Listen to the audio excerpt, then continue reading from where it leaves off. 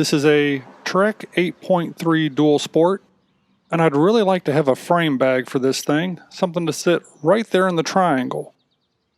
And I could always go out and buy one, but what's the fun in that?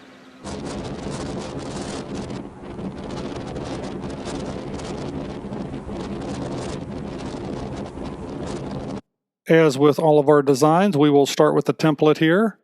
This will be custom fit to this bike. So just take this piece of paper, kind of trace out what I want. This should give me the exact shape of the exact amount of space I'm trying to cover here.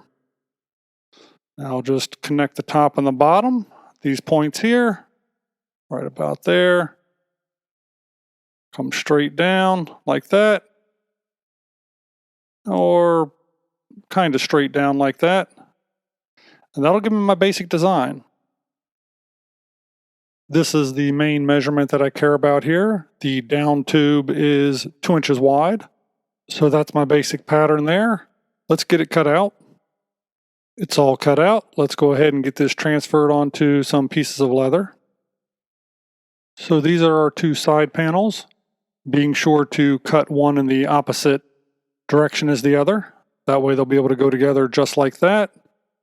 And again, we'll make some alterations as we go along, kind of on the fly.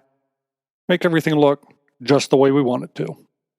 The first thing that I noticed is that this point up here at the front is far too sharp, so we will round that off and cut that out. Both of our pieces match again. Let's get to working on the gusset. So I cut the gusset to 25 inches because that's what I measured the distance around here to be. And I made it just about 2 3/4 inches wide. That way it gives me enough room for a stitch line on both sides. But you kind of have to play with that, and again, you'd have to customize it to your own bike. With the gusset and side panels all cut out, I've now marked my stitch line along all the edges. As you can see, it's all been grooved and stitched, or rather marked for stitching. And yes, I actually did take the time to figure out the exact number of holes on the gusset versus the side panels. Now the back panel is going to have an overhand flap coming across the top, but I don't know exactly what I want it to look like yet, so I'm just going to use this scrap piece of leather and kind of make it a work in progress throughout this project. Everything's under dye for its first coat. As you can see, I'm using mahogany on this. I think it'll look pretty good. And here you can see how I took that flap panel that's going to come across the top and attached it to the back side of the pouch with a straight stitch line. Again, that's going to be a work in progress. You'll see that come together here shortly, I hope. So here we've stitched the back panel and that in progress top flap to the gusset. See how I did that along there? Tight corner down there at the bottom of the point. Might need some reinforcement, not sure yet. But there we go. That half is essentially done. We can work on a couple of our other designs. Now, at this point, I'm going to have to put my retention straps in the bottom down here before I attach the front panel. So that's something to keep in mind. And any other work that I want to do that I don't want to reach down inside of this thing as I'm trying to finish it, we'll see. Anyhow, put the straps on there, probably put something on the back, maybe some rings or something. We'll get there. And here's kind of an idea of how that back flap is going to come over across the top.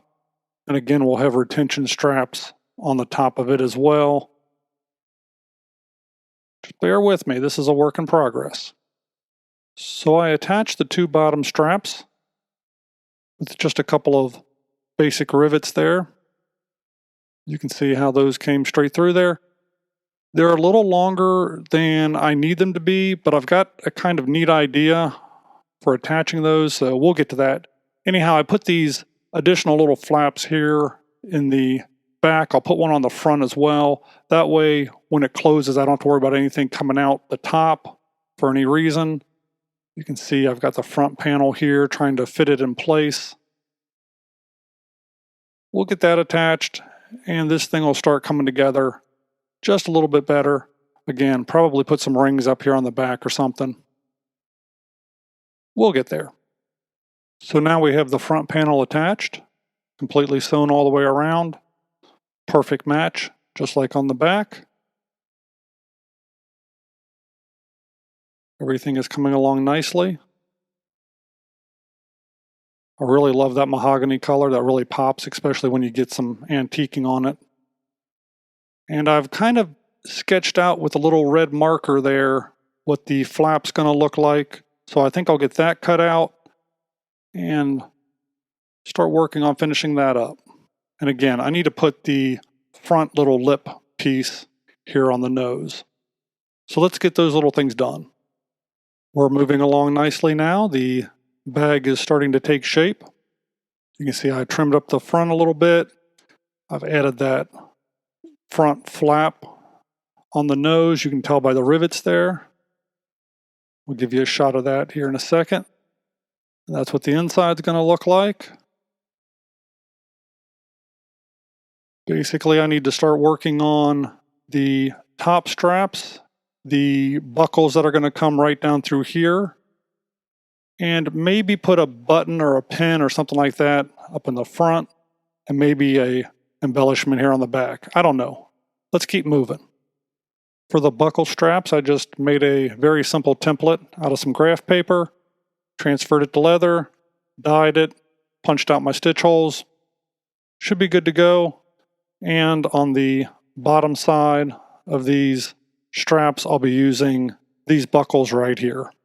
So we've made it this far. You can see how I have the front straps coming down through there, going through those buckles that are just attached the way that you attach those center bar buckles.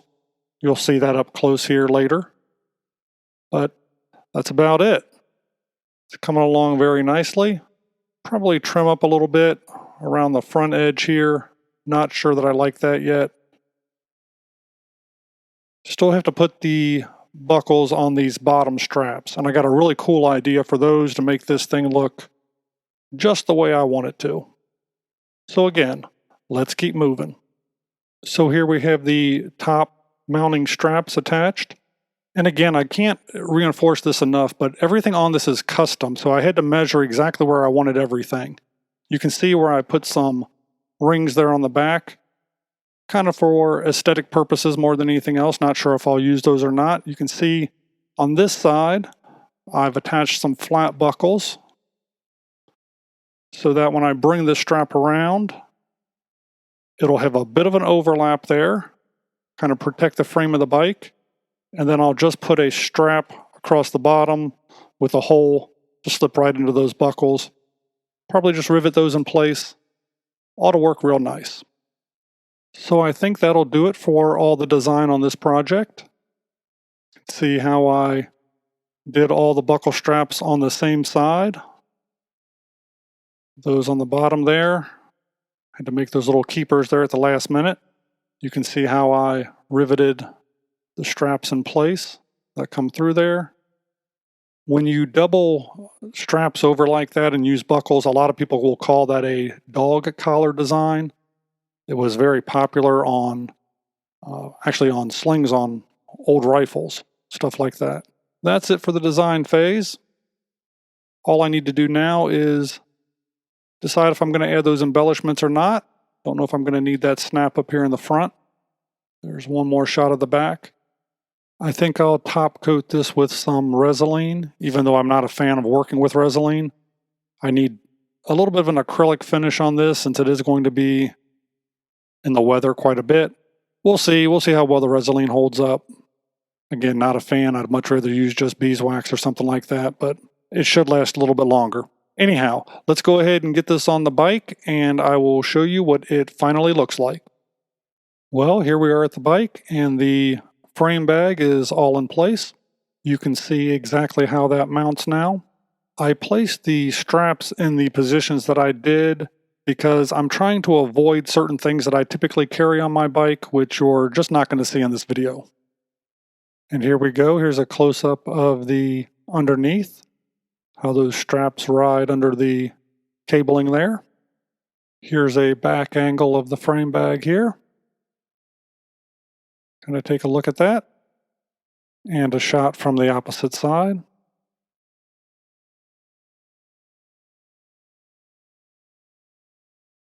Here's a look at the left-hand side of the bag. So here's the bottom buckles and how those attach. We'll take a look at the top buckles here too as well.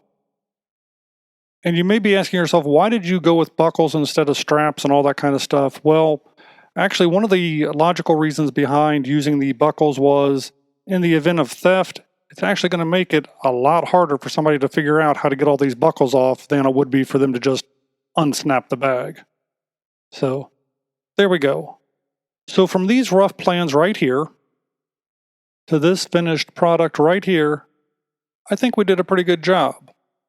Hopefully this video gave you some ideas of how you can make a frame bag for your bike. And if it did, well, you know I'd appreciate that thumbs up like. Feel free to leave me a comment below to let me know how your projects are going. Thanks for watching. And maybe, just maybe, I'll see you on the next video. If you enjoy videos about the randomness of our amazing world, consider clicking on the globe to subscribe, or maybe checking out one of the other videos right here.